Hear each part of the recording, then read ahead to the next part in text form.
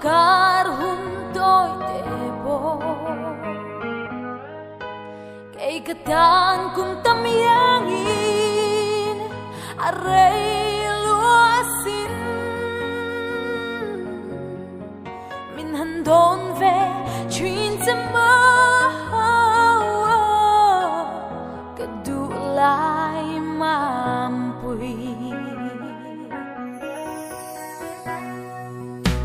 kim kahandon sangin ton lugar junto y debo kay katan kung tamyangin aray luasin min handon ve chuyên zama kadulay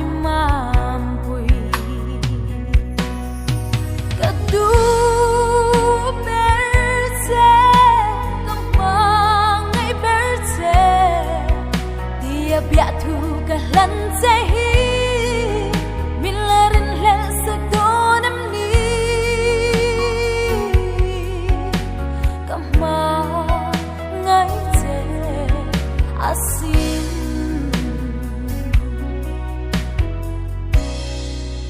samtiang chor tha eng riai nuaya maten kahandon chuyên se om har lung lên tua ra har kay katan chana may mo min handon ve chuyên zama kadulay mampuy kadu berse kamang ngay berse biar tu kalan sehi milarin lesak donam ni kama ngai te asin